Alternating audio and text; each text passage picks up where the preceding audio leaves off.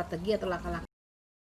Semangat pagi semua, kembali bertemu dengan saya pada YouTube channel yang ketiga, Kuliah Manajemen Strategik. Pada sesi ketiga ini, saya akan ajak Bapak Ibu untuk memahami lebih dalam tentang lingkungan eksternal.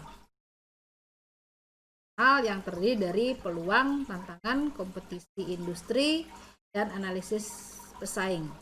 Di samping lingkungan eksternal, pada sesi 3 ini kita juga akan coba eksplor tentang lingkungan internal. Nah, di dalam lingkungan internal itu kita sering abaikan ya, padahal itu sangat berkontribusi di dalam menentukan sustainability dari perusahaan. Dalam lingkungan internal itu ada kapabilitas, value, sumber daya. Ya, baik, kita akan mulai pada analisis lingkungan eksternal. Proses analisis lingkungan eksternal kita bagi menjadi 4 fase: planning, monitoring, forecasting, dan assessing. Dari keempat proses ini wajib dilakukan secara terstruktur oleh perusahaan-perusahaan sehingga nantinya menghasilkan satu strategi yang tepat yang bisa diimplementasikan di perusahaan tersebut, melihat bagaimana lingkungan eksternal menentukan strateginya. Nah, proses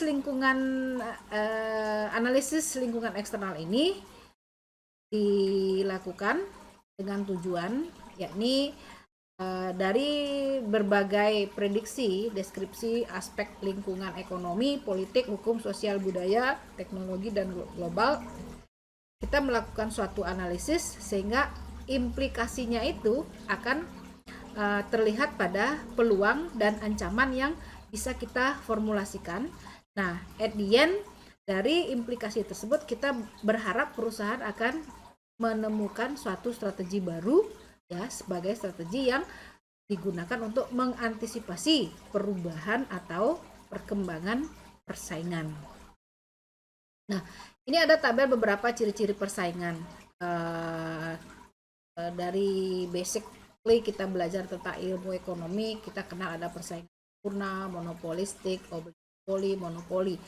Dan kita perlu memahami lebih dalam tentang persaingan ini karena ketika kita memahami posisi kita dalam persaingan ini, kita akan bisa lebih anticipate ya, mengantisipasi apa yang strategi atau langkah-langkah yang harus kita lakukan.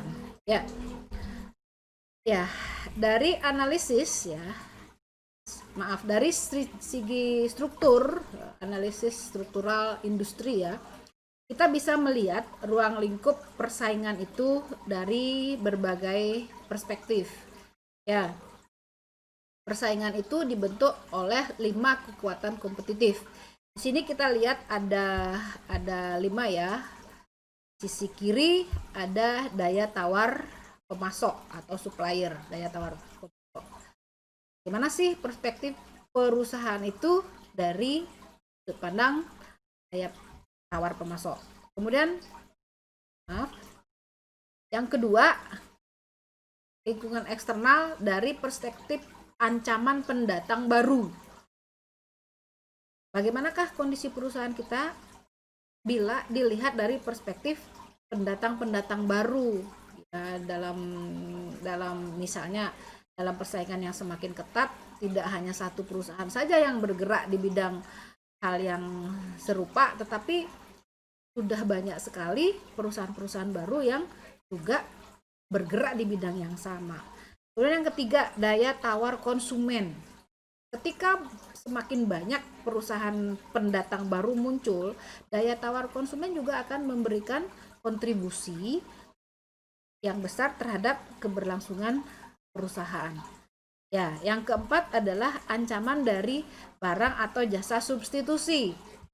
Ya, bagaimana barang substitusi itu bisa mengambil peran sebagai sesuatu yang memberi benefit lebih atau melengkapi atas produk yang dikeluarkan atau diproduksi oleh perusahaan-perusahaan yang sudah eksis. Ya, nah yang di tengah ini adalah yang diberikan sein merah, yaitu persaingan antara kompetitor yang telah ada. Yang kadang-kadang kita kurang waspada. Sebenarnya yang sudah ada saja merupakan kompetitor yang berat buat satu perusahaan, tapi sering diabaikan.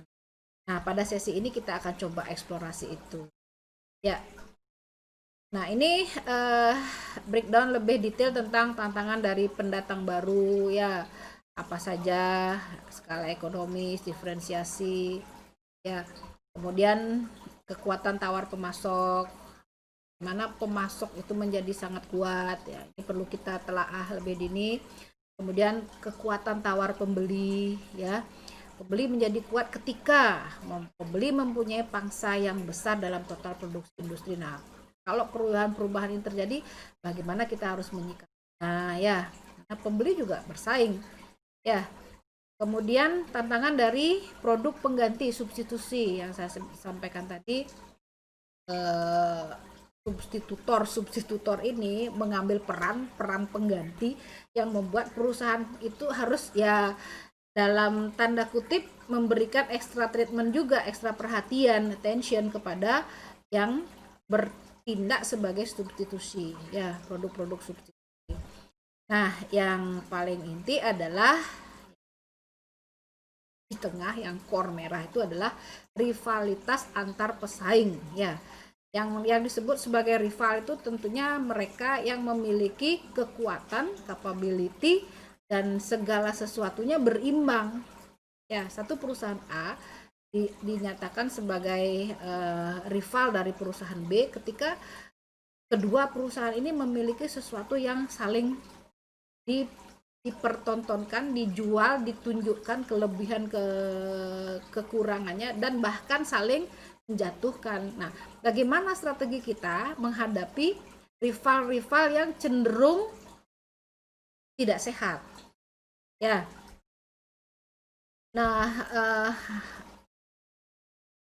di sini diulas juga bagaimana sih rivalitas itu terjadi, ya. Rivalitas itu terjadi, ya, dinyatakan bahwa rivalitas terjadi ketika banyak kompetitor yang berimbang, pertumbuhan industri lambat, biaya tetap tinggi, biaya penyimpanan tinggi, kurang diferensiasi, dan bla bla bla bla bla. Jadi itu mesti dieksplorasi, ya, dianalisis, sehingga kita tidak hanya sekedar tahu rival kita siapa, tetapi juga bisa take action apa yang harus kita lakukan sehingga, ya, bergeserlah dari rival menjadi yang better, yang menjadi lebih baik, ya.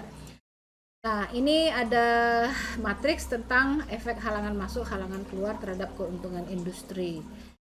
Ya, bagaimana halangan dalam masuk dalam persaingan, kemudian halangan dalam bisnis itu berkontribusi terhadap keuntungan industri. Ketika halangan masuk rendah, halangan keluar rendah, maka returnnya stabil dan rendah. Ketika perusahaan misalnya halangan masuknya tinggi, halangan keluarnya rendah, maka returnnya akan tinggi dan perusahaan cenderung stabil. Dan juga ketika halangan masuk tinggi, halangan keluar juga tinggi, maka perusahaan itu returnnya akan tinggi namun beresiko, ya, tinggi, return, beresiko. Nah, ini nanti kita bisa coba checklist, ya, yang seperti apakah merupakan halangan masuk, halangan keluar, seperti bagaimana, dalam bentuk apa sih halangan-halangan tersebut nggak berkontribusi membentuk perusahaan sebagai perusahaan yang memiliki return stabil atau perusahaan yang beresiko. Kalau sudah beresiko, ya tentunya strategi yang akan diambil adalah strategi how to reduce resiko atau cut off the resiko, atau strategi jual misalnya, atau bangkrut, ya. Ya, kita coba selanjutnya kita akan coba melakukan analisis pesaing. Tindak lanjut dari analisis industri adalah analisis yang efektif mengenai pesaing, kompetitor. Kita coba lihat bagaimana persaingan terjadi semakin tight ya, semakin ketat dalam dunia bisnis, bahkan cenderung tidak sehat. Nah, dalam kondisi persaingan yang tidak sehat, biasanya endingnya adalah ke jalur hukum. Ya tentunya secara bisnis, kalau sudah perusahaan berkecimpung dengan hukum, proses panggil memanggil ke pengadilan, proses hukum tidak selesai berturut-turut, itu costly, spending energi, spending waktu ya.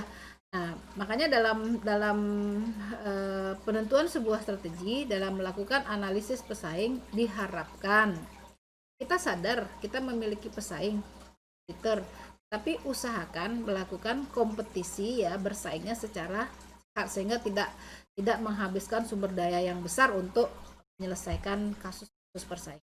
Nah, berikut adalah video tentang Pepsi dan Coca-Cola, di mana kita tahu kedua perusahaan ini sangat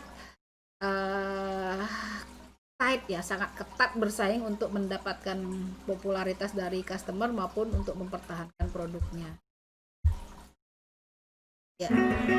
Nah, di sini sampai dijelaskan bahwa iklan ini berujung pada bandit ya, maksudnya masuk ke proses hukum sehingga memberikan efek buruk terhadap kelangsungan perusahaan.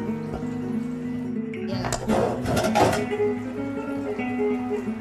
Setelah ada iklan ini, apa yang dilakukan oleh rivalnya? Ya.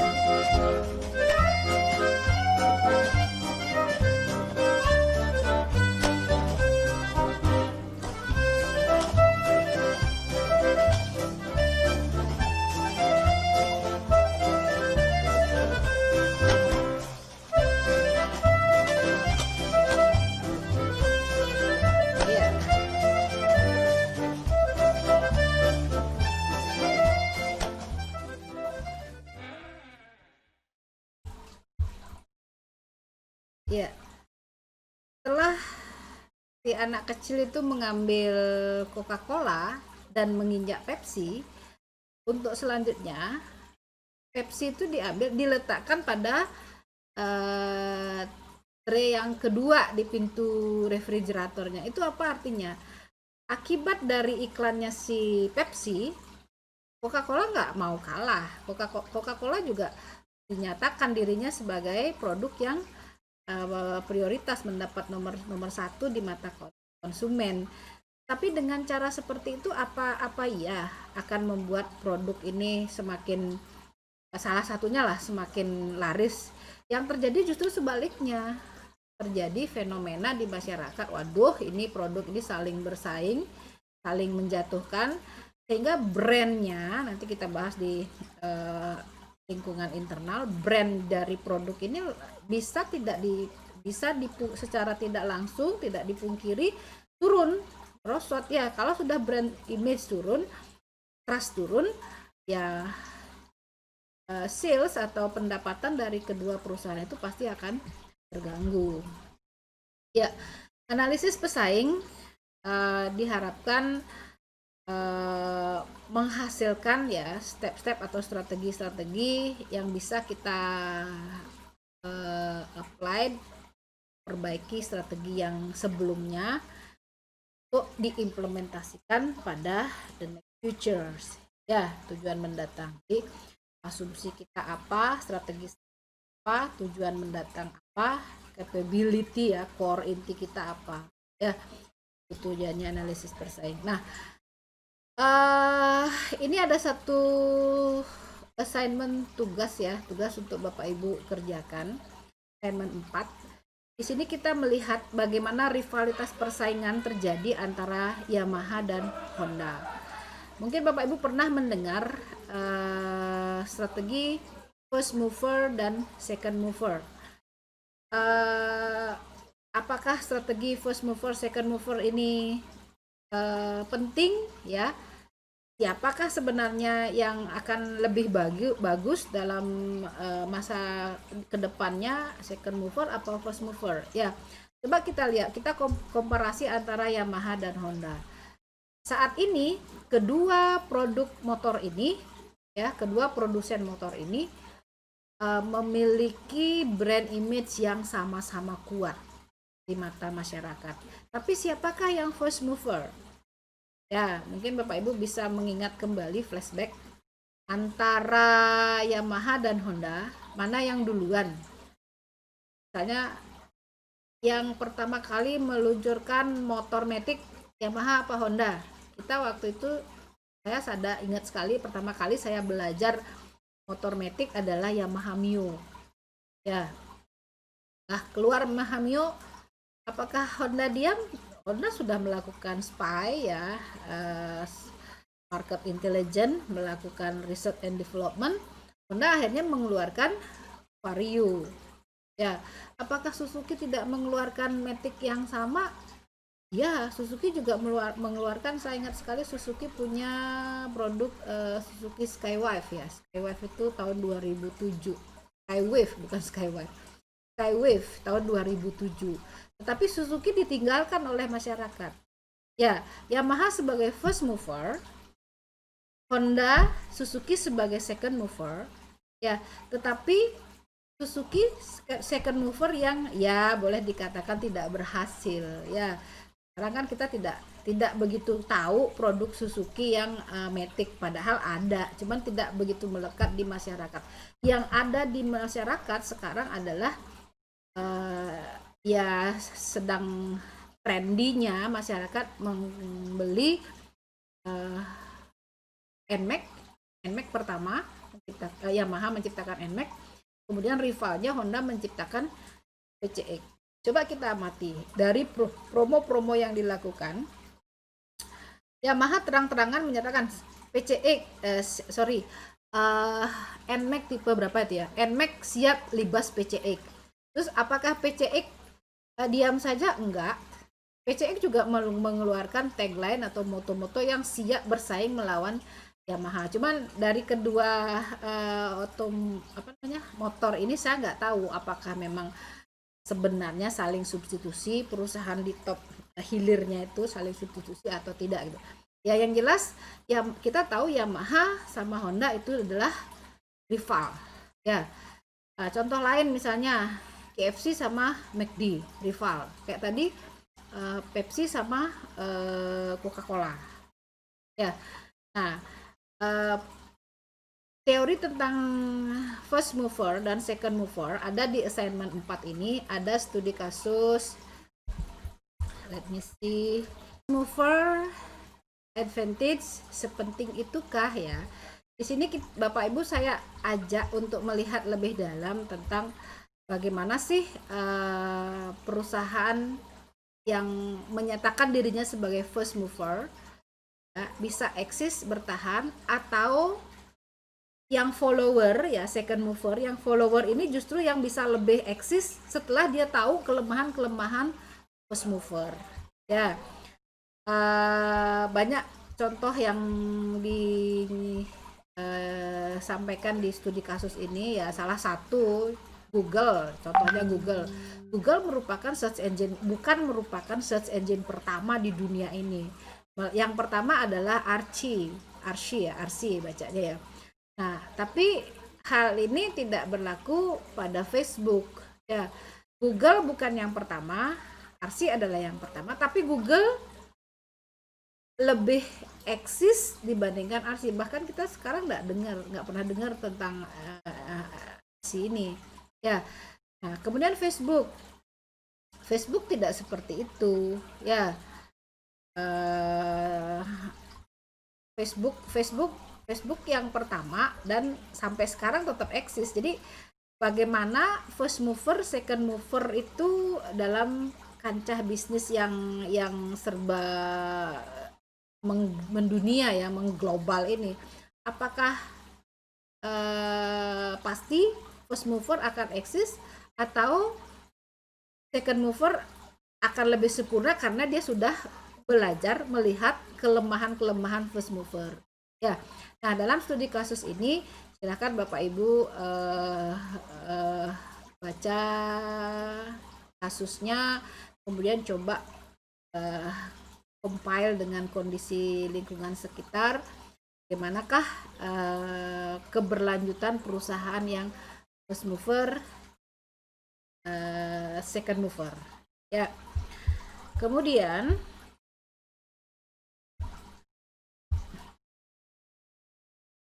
assignment ini bisa dikerjakan secara personal ya, nanti bisa dikumpulkan lewat Google Classroom kita. Ya, selanjutnya kita akan masuk kepada lingkungan internal. Ya, internal resources based view, sudut pandang dari sumber daya, kapabilitas dan kompetensi inti. Jadi we look at inside ya. Di dalam hal ini kita melihat bagaimana sih sumber daya yang ada di perusahaan itu bisa menjadikan core inti ya, menjadikan perusahaan itu lebih dipandang, lebih berharga di mata konsumen, sehingga berdampak kepada sustainability dari perusahaan tersebut. Nah, di sini saya akan putarkan satu video tentang bagaimana Peter Schenscher dari CEO-nya Mercy yang setelah retired ternyata shifting to BMW. Jadi BMW bisa melihat betapa berharganya Mr. Peter Schenscher ini bagi BMW, sehingga layak untuk diberikan apresiasi, layak untuk ya dijadikan sebagai satu strategi untuk menunjukkan bahwa mereka saling bersaing. Ya, coba kita lihat video ini. CEO Mercy shift to BMW. Ya, at the end of his day in Mercy company, Mr. Peter Schenscher retired ya, pensiun ya, dengan really great appreciation dari staff dan dari perusahaan Mercy tentunya. But what happened? How BMW treat him? Coba kita lihat. Ya, BMW ternyata ya, sebentar saya tunjukkan ini.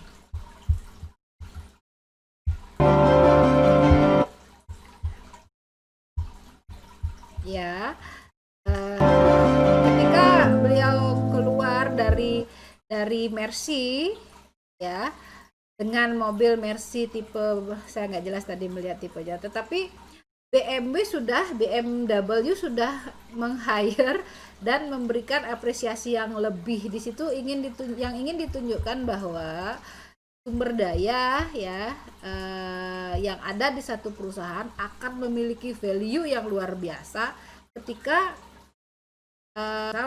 banyak biasanya orang-orang hebat yang sudah diincar oleh perusahaan-perusahaan lain dalam tanda kutip untuk menunjukkan bahwa perusahaan yang mengincar itu memiliki nilai kompetitif yang tinggi juga ya.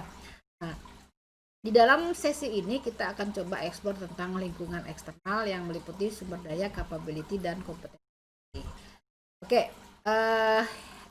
kita lihat yang kedua ini saja, lingkungan eksternal. Tentunya tujuannya adalah sama, sustainability, sustainable competitive advantage ya, sustainable, keunggulan bersaing ya. Apa yang dimaksud dengan sudut pandang berdasarkan sumber daya? Ya, resources based view. Ya, secara fundamental perusahaan berbeda-beda karena memiliki sumber daya yang khas berupa aset yang terlihat maupun tidak terlihat dan kapabilitas organisasi untuk memanfaatkan aset-aset tersebut.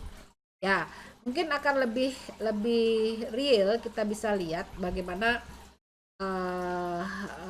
nilai ya, bagaimana aset intangible itu yang terlihat dan tidak terlihat, tangible and intangible memiliki nilai.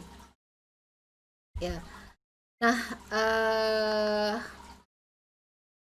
secara detail dalam beberapa slide ini Bapak Ibu akan kami ajak untuk melihat bagaimana sih keberadaan sumber daya dalam perusahaan. Ya, ada 3 sumber daya yang kita tahu. Ini aset yang tangible, aset yang tidak terlihat atau intangible, dan kapabilitas organisasi. Bagaimana kita membedakan tangible, intangible, dan capability ini? Ya, ini contohnya agak sedikit ya mungkin kurang trendy dalam artian tanda kutip, tapi ini kan kita melihat dari secara general. Misalnya ada dari sisi aset terlihat sistem reservasi Hampton Inn, ini kalau di Indonesia mungkin sistem reservasi yang banyak digunakan mungkin tidak seperti ini adanya gitu ya. Nah, aset tidak terlihat, aset terlihat, aset tidak terlihat, kapabilitas organisasi. Nah, contohnya ini. Ya, yang tidak terlihat ini salah satunya adalah brand merek Nike. Ya, brand merek ini yang memang kita tidak bisa melihat secara physically, tetapi customer take decision to buy, to purchase or not while they know about the brand ya.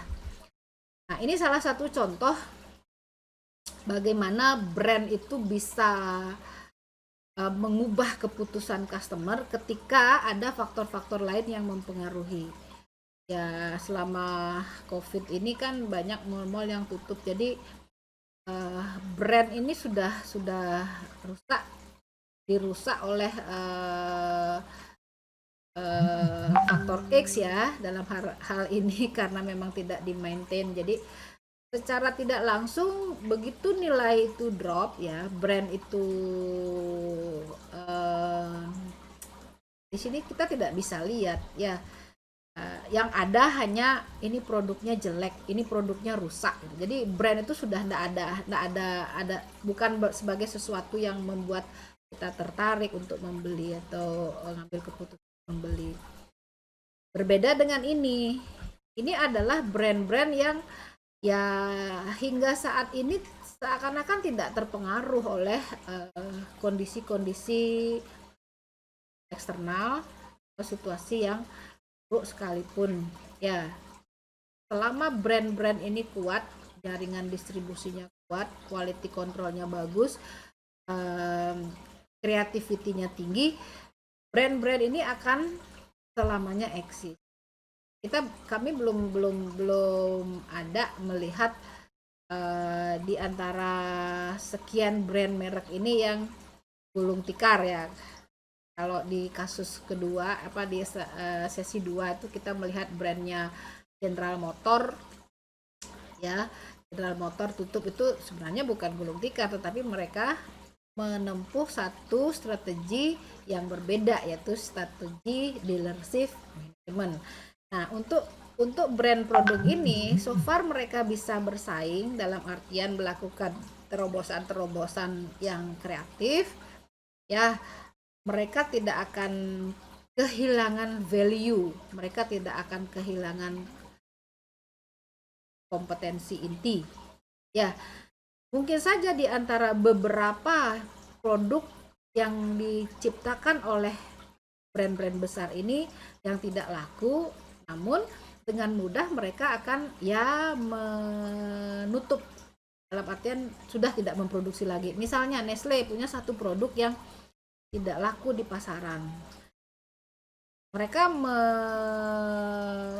menghentikan produksi dari produk yang tidak laku itu bukan hal yang aneh gitu, dan tidak merusak perusahaan, sustainability dari perusahaan. Hanya saja mungkin kita tidak pernah kita tidak pernah sadar bahwa perusahaan ini produknya yang bernama ini itu sudah tidak beredar lagi gitu ya. Misalnya ada kesalahan produksi atau ada cacat produk atau faktor X yang membuat mereka harus berhenti. Baik, selanjutnya adalah capability. Apa yang dilakukan perusahaan. Ya, biasanya capability ini selalu dikembangkan untuk digali menjadi satu keunggulan. Ya,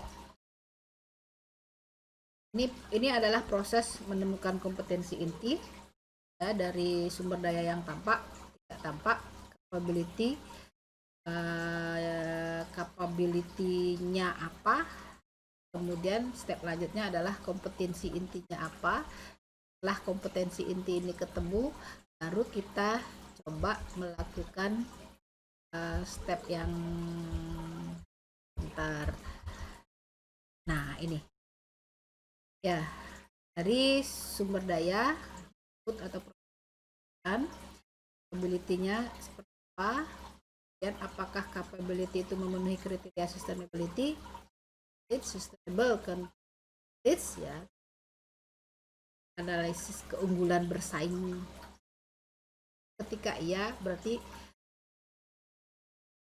kompetensi inti tersebut merupakan kapabilitas. Ketika tidak, capability kelompok bukan capability itu bukan merupakan kompetensi inti itu bukan merupakan capability yang strategik, jadi dianggap non strategik. Ya, nah ini adalah matriks tentang kombinasi kriteria untuk kita tahu bahwa perusahaan itu sustainable atau tidak. Di atas ada unsur berharga, langka, sukar ditiru, tidak tergantikan, konsekuensi, implikasi kinerja. Nah, coba kita checklist. Yang pertama, kita lihat apakah produk itu berharga? Jawabnya tidak. Langka? Tidak. Sukar ditiru? Tidak. Tidak tergantikan? Tidak. Apakah produk itu berharga? Iya. Langka? Tidak. Sukar ditiru? Tidak. Tidak tergantikan? Kadang iya, kadang tidak. Ini termasuk konsekuensi kompetitif, parity, atau kesamaan nilai. Implikasi kinerja, average returns-nya cenderung average. Kemudian yang ketiga, berharga ya, langka ya, sukar ditiru tidak, tidak tergantikan kadang ya kadang tidak. Jadi temporary competitive advantage. Jadi saat ini perusahaan itu secara temporer ya memiliki keunggulan bersaing. Kemudian implikasi kinerjanya biasanya cenderung rata, ya average. Nah, yang paling penting adalah ini yang terakhir. Apakah kategorinya berharga? Ya. Langka? Ya. Sukar ditiru? Iya. Tidak tergantikan? Iya. Nah, kalau perusahaan Bapak Ibu ada di posisi ini, sudah tidak perlu diragukan lagi. Keunggulan bersaing dari perusahaan Bapak Ibu itu akan berkelanjutan atau sustainable. Ya, returnnya pasti di atas average. Saya berharap sesi ini bermanfaat bagi Bapak Ibu. Ya, kita akan lanjutkan nanti pada sesi yang keempat. Saya akan mengajak Bapak Ibu untuk menghitung, memformulasikan strategi bisnis berdasarkan hitung-hitungan kuantitatif. Saya yakin nanti dari proses menghitung itu kita akan bisa mendudukan, oh posisi perusahaan saya ada di posisi ini ya, berdasarkan hasil pembobotan ratingnya ada di sini, jadi strateginya harus A, B, C, D. Ini akan sangat mengasihkan sekali kita untuk memperdalam secara teoritis why our company in this strategic, ya why our company harus melakukan strategi A, B, C, D. Ya, demikian sesi 3 hari ini saya akhiri. Selamat malam.